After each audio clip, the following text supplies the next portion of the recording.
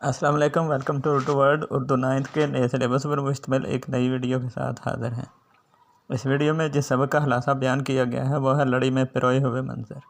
اس کے رائٹر رضا علی عابدی ہیں۔ یہ سبق ان کے سفر نامہ جرنیلی سڑک سے لیا گیا ہے۔ جی ٹی روڈ یا جرنیلی سڑک کے اس سفر میں انہوں نے راستے میں آنے والی اہم آبادیوں کا تعارف اور ان کی تہذیب و ثقافت کا تذکرہ دل نشیں انداز میں کیا ہے۔ تو آئیے شروع کرتے ہیں۔ لڑی میں پروئے ہوئے منظر۔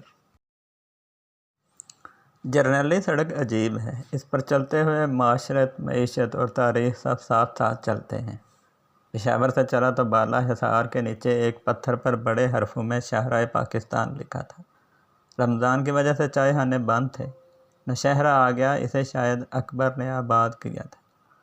کچھ آگے ایک گاؤں ہنڈ تھا جو کبھی گندھارا کا پایا تخت تھا۔ یہیں سے سکندر نے دریائے سندھ پار کیا تھا۔ دریائے سندھ کے دوسرے کنارے پر اکبر کا تعمیر کردہ قلعہ اٹک تھا۔ یہاں ہماری گاڑی نے نئے پل کے راستے دریا پار کیا۔ اٹک کا نام اکبر بادشاہ نے رکھا۔ اس کی مملکت کے ایک کنارے پر کٹک تھا اور دوسرے کنارے کا نام اس نے اٹک رکھا۔ راستے میں حسن ابدال تھا جو کبھی خوبصورت شہر رہا ہوگا۔ اب وہاں جھرنوں کا شور نہیں بلکہ سڑک کے کنارے بنے ہوئے ہوٹلوں سے فلمی گیتوں کا شور سنائی دیتا ہے۔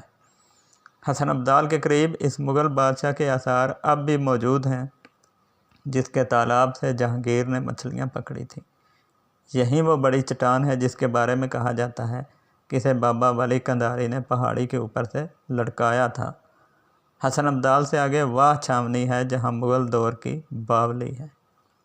واہ سے آگے سرائے کالا ہے جہاں کالے پتھر کی کنڈیاں فروخت ہوتی ہیں۔ مغلوں کی سرائیں قائم نہیں رہیں مگر ان کے گرد جو بستیاں آباد ہوئیں ان کے نام کے ساتھ لفظ سرائے لگ گیا۔ سرائے کالا سے چند کلومیٹر دور ٹیکسلا کے کھنڈر ہیں اور 4 میل آگے مارگلا کی پہاڑی ہے۔ انگریزوں نے گرینڈ ٹرنک روڈ کی تعمیر شروع کی تو پہاڑی میں گہرا درہ کاٹ دیا۔